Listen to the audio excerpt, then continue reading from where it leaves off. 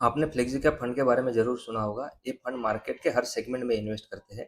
ये सबसे फ्लेक्सिबल और सेफ कैटेगरी है। लेकिन क्या ये पूरी सच्चाई है या फिर ये सिर्फ एक इल्यूजन है? आज हम इस मिथ को तोड़ेंगे डाटा और रियलिटी के साथ।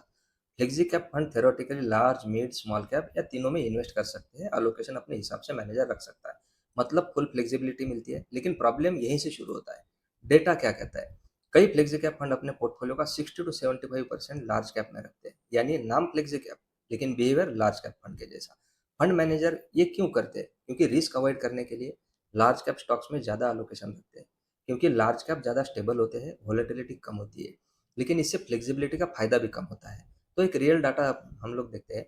एचडीएफसी फ्लेक्सी कैप फंड का एवरेज लार्ज कैप अलोकेशन 74% है। 3 ईयर का रिटर्न 23% है। कैनरा रोबोको फ्लेक्सी कैप फंड का एवरेज लार्ज कैप अलोकेशन 74% है और 3 ईयर का रिटर्न 16% है। बंधन flexi cap fund average large cap allocation 73% और 3 ईयर का रिटर्न आता है 16%। कुछ फंड सिर्फ 10 से 15% ही स्मॉल और मिड कैप में रखते हैं। अलोकेशन चेंज भी कम करते हैं। यानी फ्लेक्सिबिलिटी खाली पेपर पे है, एग्जीक्यूशन में नहीं।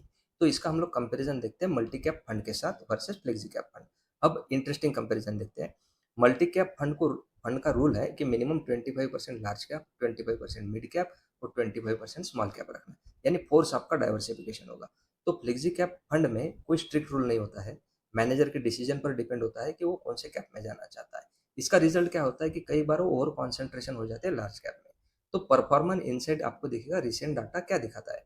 कई ईयर्स में मल्टी कैप फंड ने फ्लेक्सी कैप फंड को आउट परफॉर्म किया है। क्यों?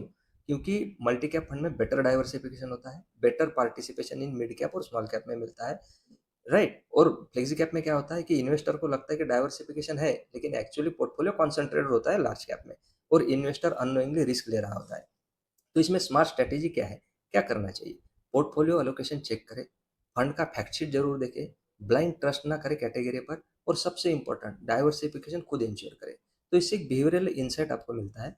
इन्वेस्टर क्या करते हैं? नाम देखकर इन्वेस्ट करते हैं। फ्लेक्सी कैप फंड हो गया तो इन्वेस्ट कर देंगे, कैटेगरी देखकर डिसाइड करते हैं। लेकिन स्मार्ट इन्वेस्टर वही होता है जो डेटा देखता है, अलोकेशन समझता है और स्ट्रेटेजी को फॉलो करता है।